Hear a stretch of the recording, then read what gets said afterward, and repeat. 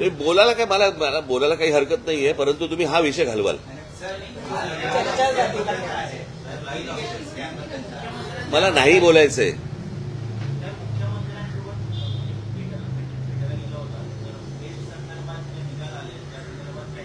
मी वाचलं काय आहे ते, काय आहे ते.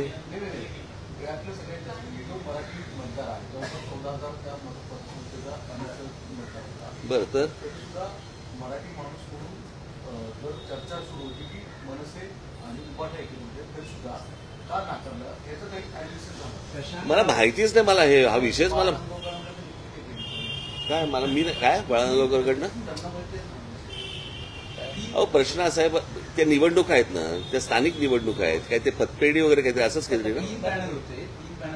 ठीक आहे ना, छोट्या गोष्टी आहेत रे, काहीतरी काय कुठे काय. तो जो बाहेरून जो लोंढे येतात त्याच्यामुळे अनेक गोष्टी इथे उभ्या राहिल्या, अनेक प्रॉब्लेम्स इथे उभे राहिले. बरं, हे काय मुंबईचं नाही, हे कुठच्याही शहराचं होऊ शकतं.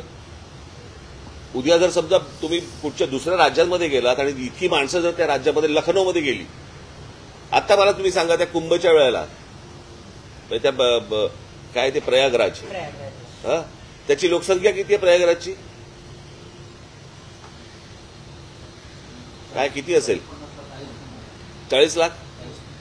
आता 40 लाख लोक राहतात तिकडे. कुंभसाठी जर समजा काही कोटी माणसं गेली तर त्याचं काय होईल? तिकडे तर जाऊन परत आले, इकडे तर येत आहेत आणि राहतायत. काय होईल मला सांगा या शहरांचं? आज तुम्ही नुसतं पत्रकार म्हणून विचार करू नका. उद्या तुमची मुलं आहेत, त्या मुलांची मुलं आहेत, ती इथे राहणार आहेत. कशी राहणार आहेत?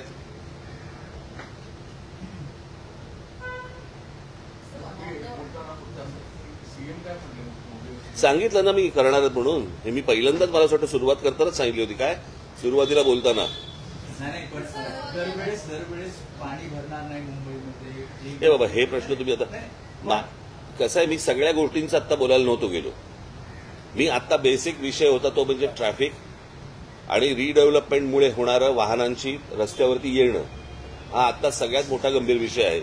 अनेक गंभीर विषय आहेत, त्यातला हा एक गंभीर विषय, तो मी आत्ता बोलून आलो.